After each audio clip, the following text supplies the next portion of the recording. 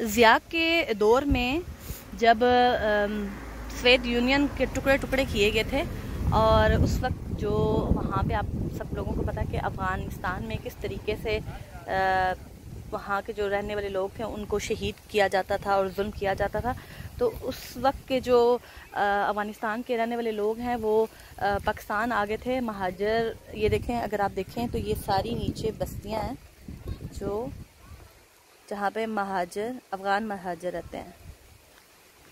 یہ ایبٹ آباد سے ذرا سا آگے کا علاقہ ہے، تقریباً کوئی 14-15 کلومیٹر کا. اور اس وقت وہ دیکھیں افغانستان کی خوبصورت خوبصورت بچیاں، افغانی بچیاں بائی روڈ پہ کھڑی ہیں.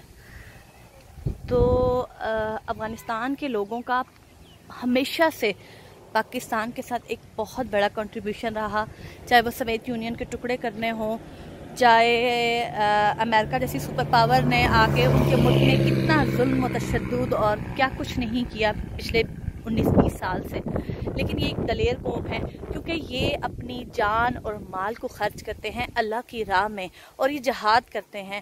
میرا صرف یہاں پہ ویڈیو بنانے کا مقصد یہ ہے کہ میں آپ کو دکھانا چاہتی ہوں کہ یہ کتنے مظلوم لوگ ہیں. یہ دیکھیں، جن کے بالکل مٹی کے گارے سے یہ گھر بنائے ہوئے ہیں اور رہتے ہیں.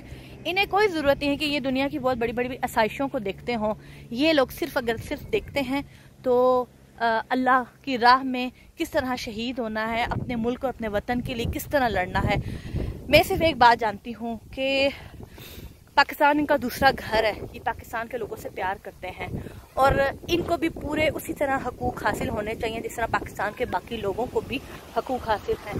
اگر آپ دیکھیں تو ان کے مٹی سے بنے ہوئے گھر ہیں. اگر آپ کو دور تک دیکھیں تو آپ کو سارے گھر مٹی کے نظر آئیں گے.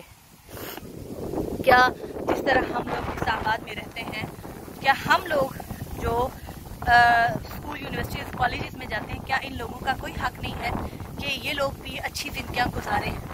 مجھے افسوس ہوتا ہے کہ مٹی کے گھروں میں رہتے ہیں، لیکن خوشی بھی ہوتی ہے کہ کم از کم یہ ہم لوگوں کی طرح ڈبل فیس کے لوگ نہیں ہیں.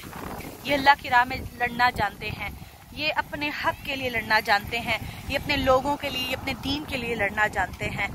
اور بہت سارے لوگ جو ہیں وہ کہتے ہیں کہ افغانستان کے جو قبائلی لوگ تھے وہ کشمیر میں آئے اور ان کی وجہ سے جو ہے وہ کشمیر کے اتنے ٹکڑے ہوئے. میں ان کی اس غلط فہمی کو بھی دور کرنا چاہتی ہوں کہ اگر یہ لوگ نہ وہاں پہ آتے اور سری نگر تک نہ پہنچتے تو جتنا کشمیر اس وقت آزاد ہے وہ ہمارے پاس موجود ہے، تو شاید میرا خیال سے وہ کشمیر کا حصہ جو اس وقت آزاد کشمیر کہلاتا ہے وہ بھی شاید ہمیں نصیب نہ ہوتا اور پورا انڈیا کا اس پہ قبضہ ہوتا. اللہ تعالیٰ کی ہر کام میں مصلحت ہوتی ہے، اور مجھے اپنے اللہ پہ یقین ہے کہ جس طریقے سے کشمیر کو انہوں نے آزاد اس وقت کروایا تھا، آنے والے وقت میں یہی لوگ دوبارہ کشمیر کو آزاد کروائیں گے. کیونکہ ان سے بڑی دلیر قوم دنیا میں کوئی بھی نہیں ہے جنہوں نے سوویت یونین کے ٹکڑے کیے، جنہوں نے امریکہ کے ٹکڑے کیے، اور انشاءاللہ تعالی ہندوستان کو بھی وہ ناک کو ناک چنے چبھائے گا. ہماری فوج سے زیادہ بھی دلیر کوئی نہیں ہے. ہماری فوج دنیا کی بہترین فوج ہے، اور مجھے یقین ہے کہ ہم لوگ کشمیر کی آزادی میں نہ صرف ریاست کے لوگ، پاکستان کے لوگ، ہمارے افغان طالبان، چاہے ہماری فوج ہو، ہمارا ایک ایک بچہ کشمیر کی آزادی کے لیے متحد ہو کے لڑے گا اور کشمیر کو آزاد کروائے گا. میں ایک مرتبہ پھر آپ لوگوں کو ان کے کچے گھر دکھانا چاہتی ہوں. آپ لوگ دیکھیں کہ ہماری زندگیوں میں اور ان کی زندگیوں میں کیا فرق ہے. یہ بہت معصوم قوم ہے لیکن دلیر قوم، کیونکہ یہ لڑنا جانتے ہیں، یہ اللہ کی راہ میں لڑنا جانتے ہیں.